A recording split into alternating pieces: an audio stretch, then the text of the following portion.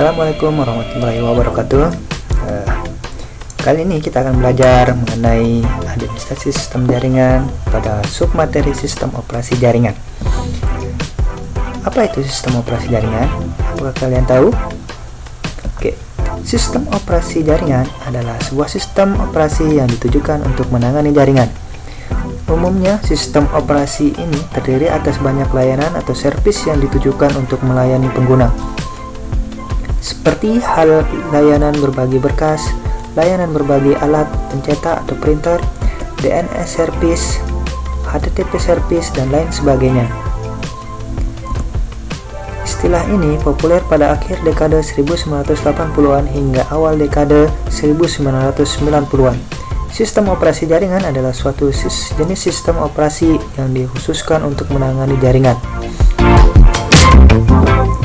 Adapun karakteristik dari sistem operasi jaringan yaitu yang pertama adalah pusat kendali sumber daya jaringan, kemudian akses aman ke sebuah jaringan, mengizinkan remote user ke jaringan, mengizinkan user terkoneksi ke jaringan, backup data, dan memastikan data tersebut tersedia. Kemudian fungsi utama dari sistem operasi jaringan adalah menghubungkan sejumlah komputer dan perangkat lainnya ke sebuah jaringan, mengelola sumber daya, menyediakan layanan, menyediakan keamanan jaringan bagi multiple user, mudah menambahkan klien dan sumber daya lainnya, memonitor status dan fungsi elemen-elemen jaringan, distribusi program dan update software ke klien, menyediakan toleransi kesalahan. Adapun jenis-jenis sistem operasi jaringan berdasarkan layanan interface-nya. Yang pertama, itu adalah sistem operasi jaringan berbasis GUI. Sistem operasi jaringan berbasis GUI adalah sistem operasi yang dalam proses instalasinya, user tidak perlu menghafal sintaks-sintaks atau perintah DOS atau bahasa pemrograman yang digunakannya. Adapun contoh dari sistem operasi jaringan berbasis GUI adalah yang pertama Ubuntu, Red Hat Linux, Windows, Debian, OpenSUSE, Linux Mint, dan lain sebagainya. Yang kedua adalah sistem operasi jaringan berbasis teks. Sistem operasi jaringan berbasis teks adalah sistem operasi yang proses instalasinya user diharapkan untuk menghafal perintah DOS yang digunakan untuk menjalankan suatu proses instalasi sistem operasi jaringan tersebut. Di antaranya adalah Linux Debian, beberapa varian dari Linux yaitu Linux Debian, OpenSUSE, dan dari kalangan Windows yaitu Windows Server 2003. Kemudian dari jenis-jenis sistem operasi jaringan itu dibagi menjadi dua jenis lagi, yaitu yang pertama itu adalah closed source. Closed source adalah software atau perangkat lunak atau software yang dipublikasikan tanpa diberi kode sumbernya.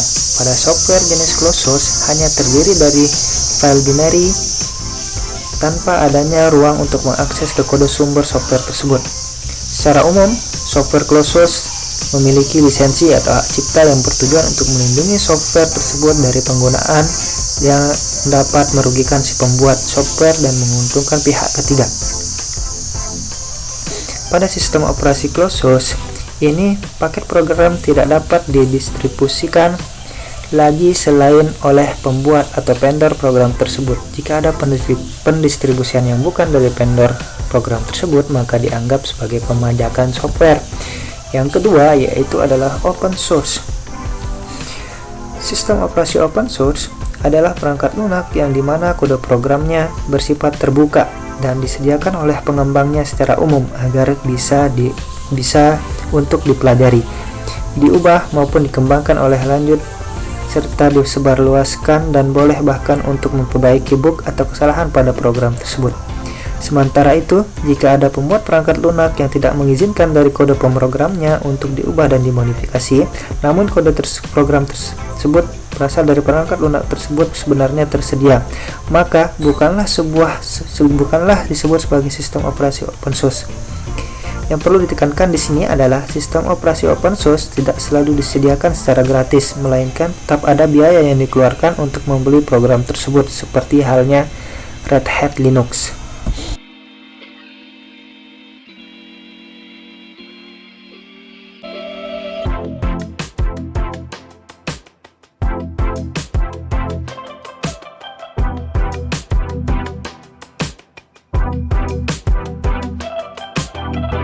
memaksa kebutuhan server untuk lalu lintas dan aplikasi jaringan komputer. Server adalah perangkat yang ditujukan untuk menyediakan sebuah layanan kepada beberapa perangkat lainnya. Beberapa server bekerja dengan berat dan beberapa lainnya bekerja dengan ringan. Tidak semua kebutuhan server harus dimaksimalkan sebisa mungkin. Beberapa kebutuhan bisa diminimalisir untuk menghemat biaya. Lalu, apa saja yang harus diperkirakan untuk mendapatkan server yang optimal?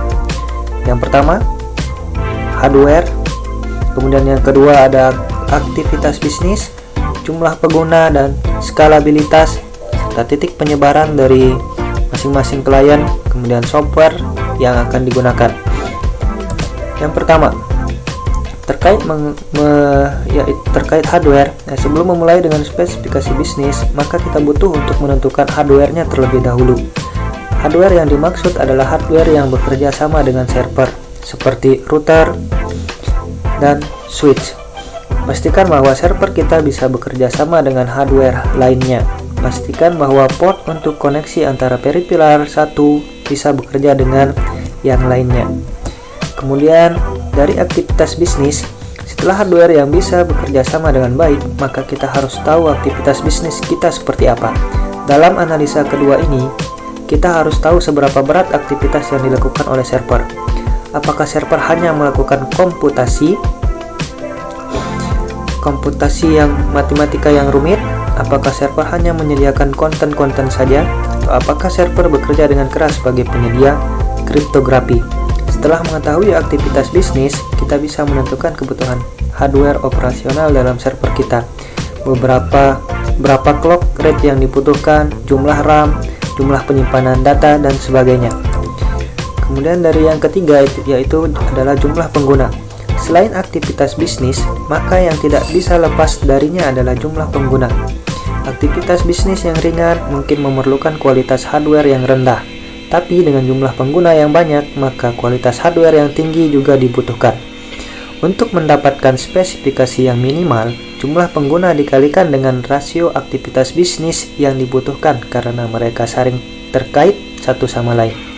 Spesifikasi minimal tersebut dikalikan dengan jumlah pengguna lagi untuk membuat margin antara spesifikasi minimal dan rata-rata operasional. Yang keempat yaitu skalabilitas. Sebuah struktur yang baik adalah apabila struktur tersebut tumbuh, dia tidak perlu dibangun lagi dari awal. Server harus bisa tumbuh dan berkembang sesuai dengan kebutuhan di masa mendatang. Penentuan skema jaringan, juga pembagian sumber daya yang tepat, alokasi cadangan yang tepat bisa membuat perkembangan server dengan mudah tanpa harus merubah yang sudah jadi. Selanjutnya ada titik penyebaran. Server dengan pengguna yang tersebar mempunyai jarak yang berbeda-beda dalam mengirimkan informasi. Apabila titik penyebaran terlalu jauh, bukan tidak mungkin server sekunder yang lebih dekat harus dibuat. Pembuatan server sekunder bisa membuat penyampaian informasi apabila dimungkinkan. Maka optimalisasi hardware media pengiriman data harus ditingkatkan, seperti menggunakan media kecepatan tinggi seperti kabel fiber dan lain sebagainya. Yang terakhir ada dari software. Ingat bahwa hardware tidak bisa bekerja tanpa software. Pemilihan software yang tepat juga dibutuhkan. Kita juga bisa melihat aktivitas bisnis yang dilakukan, apakah server berfungsi sebagai penyedia DNS. Berarti kita harus menginstal software manajemen DNS di server. Bagaimana dengan pemilihan jenis atau merek DNS server? Pemilihan yang sesuai tergantung dari kebutuhan server. Apabila server melayani jutaan pelanggan tiap harinya, dan apabila mati sejenak bisa menyebabkan bencana, maka pemilihan merek software sebaiknya dilakukan sebaik mungkin untuk meminimalisir kerugian. Oke, untuk kali ini itu saja dulu materi yang kita bahas. Untuk pertemuan selanjutnya mungkin kita akan membahas tentang Linux itu sendiri seperti apa, cara menggunakan Linux, struktur direktori pada Linux seperti apa. Oke, terima kasih. Assalamualaikum warahmatullahi wabarakatuh.